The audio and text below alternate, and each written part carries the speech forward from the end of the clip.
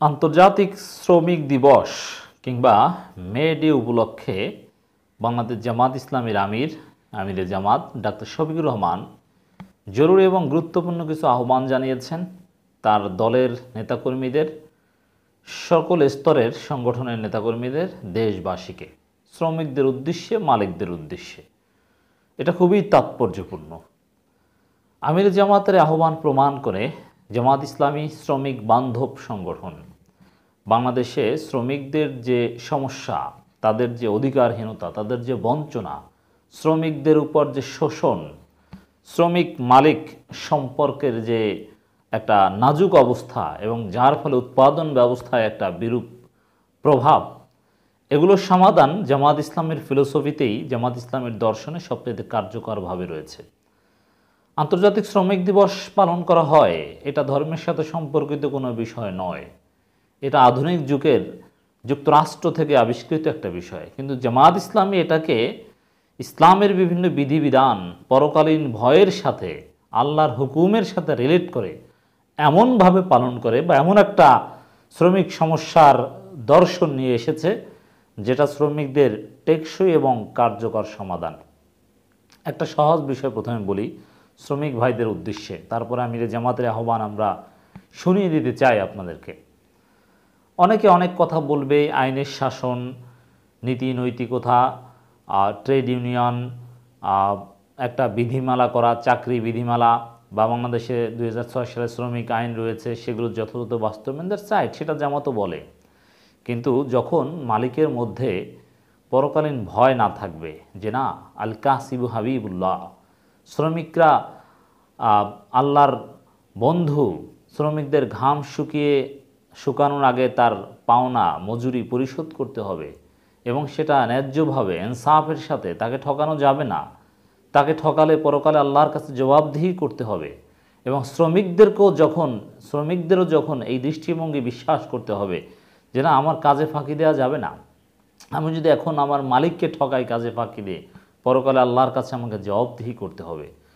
এর মানে শ্রমিকও তার দায়িত্ব আন্তরিকভাবে পরকালীন ভয়ে পালন করবে এবং আইনের শাসন বা আইনের ভয় তো থাকবেই, এবং মালিকও আল্লাহর বন্ধু হিসাবে তাকে ট্রিট করবে। এটাই হচ্ছে শ্রমিকদের সমস্যার সবচাইতে কার্যকর সমাধান।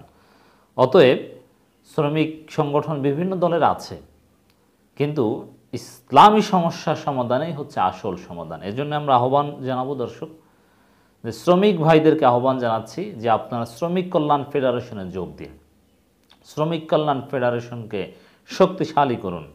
তাদের নেতৃত্বে একদিন বাংলাদেশের শ্রমিকরা ন্যায্য অধিকার ফিরে পারবে, শ্রমিকদের কেউ ঠকাতে পারবে না, বঞ্চনা করতে পারবে না, শোষণ নিষ্পেষণ বন্ধ হয়ে যাবে ইনশাআল্লাহ। শ্রমিক দিবস উপলক্ষে আমার ব্যক্তিগত আহ্বান যে বাংলাদেশ শ্রমিক কল্যাণ ফেডারেশন জামাত ইসলামীর অঙ্গ সংগঠন, সেখানে যোগ দিন। এরপরে আসেন আমিরে জামাত কি আহ্বান জানিয়েছে। যথাযথ গুরুত্ব সহকারে 1 মে আন্তর্জাতিক শ্রমিক দিবস পালনের আহ্বান ডাক্তার শফিকুর রহমানের। 1 মে আন্তর্জাতিক শ্রমিক দিবস তথা মে দিবস পালনের আহ্বান জানিয়ে বাংলাদেশ জামাত ইসলামীর আমির ডাক্তার শফিকুর রহমান এক বিবৃতি প্রদান করেছেন এবং আপনারা দেখবেন যে এই বিবৃতি অনুযায়ী শ্রমিক কল্যাণ ফেডারেশনের একেবারে রিক্সা শ্রমিক থেকে শুরু করে তাঁতি শ্রমিক, রেল শ্রমিক, বিভিন্ন ইউনিট, চট্টগ্রামে সবচেয়ে বেশি হবে, সিলেটে হবে, চট্টগ্রাম তো শিল্প এলাকা, এই জন্য সেখানে বেশি হওয়ার স্বাভাবিকতা রয়েছে। ব্যাপকভাবে শ্রমিকরা র্যালি করবে এবং আলোচনা সভার আয়োজন করবে, বিভিন্নভাবে সচেতনতা জাগ্রত করার জন্য যা করার জামাত ইসলামী সেটা করবে, আল্লাহর কাছে দোয়া করবে শ্রমিকদের ভালোর জন্য। আমির জামাত এই নির্দেশনায় মূলত দিয়েছেন।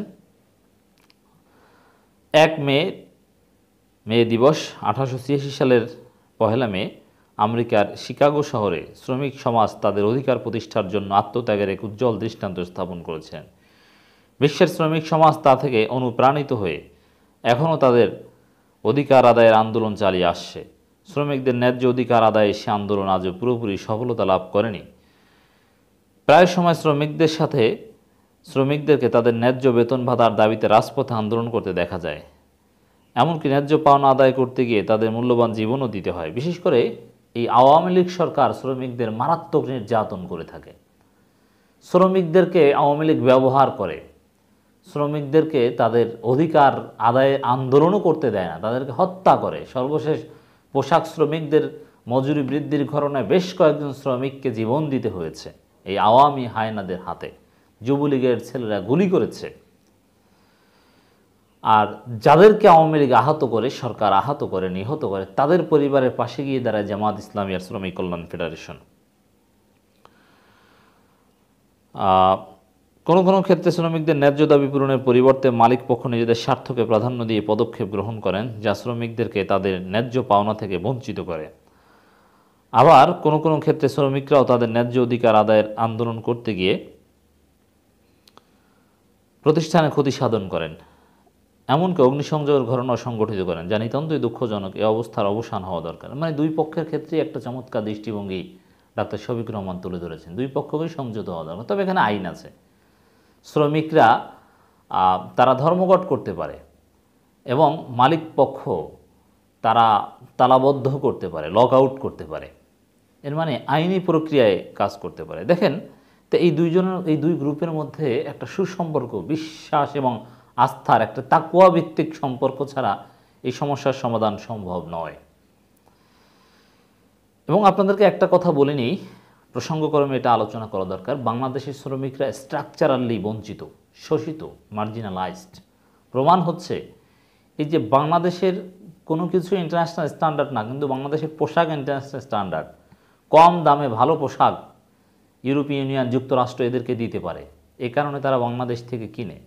কারণ কম দামে দিতে পারে কেন? কম দামে দিতে পারে যে শ্রমের দাম বাংলাদেশে কম। এর মানে অল্প দামে শ্রমিকরা কাজ করে, ন্যায্য মজুরি কিন্তু পায় না। পৃথিবীর অন্যান্য দেশে এত কম দামে শ্রমিক আপনি পাবেন না। এবং এভাবেও কিন্তু শোষিত করা হয় স্ট্রাকচারালি। এবং মালিক পক্ষের একটা উদ্দেশ্যই থাকে কিভাবে শ্রমিকদের ঠকানো যায়, কিন্তু পরকালীন ভয় থেকে তাদের ন্যায্য দিকে ইনসাফ কেন্দ্রিক মানসিকতা থাকে না। অতি মুনাফা লোভ, এই পুঁজিবাদী মানসিকতা। অতএব এইগুলো সমস্যার সমাধান জামাত ইসলামীর হাতে, ইসলামের মধ্যে। একথা অত্যন্ত সুস্পষ্ট যে মানবরচিত কোনো মতবাদী মানুষের সমস্যার সঠিক সমাধান দিতে সক্ষম নয়, এটাই মূল কথা। শ্রমিকদের গায়ের ঘাম শুকানোর আগেই শ্রমিকদের ন্যায্য পাওনা পরিশোধ করার জন্য রাসূল করিম সাল্লাল্লাহু আলাইহি সাল্লাম জোর তাকিদ দিয়েছেন। শ্রমিকদের মর্যাদা রক্ষার জন্য রাসূল করিম সাল্লাল্লাহু আলাইহি সাল্লাম নির্দেশনা বাস্তবায়নের মধ্যেই মালিক শ্রমিক উভয়ের জন্যই প্রকৃত কল্যাণ নিহিত রয়েছে। বর্তমান শ্রমিক সমাজ তাদের ন্যায্য অধিকার থেকে অনেক ক্ষেত্রেই বঞ্চিত। কলকারখানা, উৎপাদন সেক্টরগুলোতে মালিক শ্রমিক দ্বন্দ্ব এক ভয়াবহ রূপ লাভ করেছে। বেতন সহ ন্যায্য অধিকারের দাবিতে আন্দোলনরত শ্রমিকদের অনেক ক্ষেত্রেই ছাঁটাই করা হচ্ছে, হামলা মামলা দিয়ে হয়রানি করা হচ্ছে এবং অনেককে গুলি করে আহত নিহত করা হচ্ছে। অবস্থায় অবসান ঘটানো প্রয়োজন। আমরা মনে করি ইসলামী শ্রমনীতি চালু করার মাধ্যমেই শ্রমিক সমাজের প্রকৃত মুক্তি ও কল্যাণ নিশ্চিত করতে পারে এবং মালিকদের স্বার্থ সংরক্ষিত করতে পারে। জামাত ইসলামী মূলত এজন্যই কাজ করছে।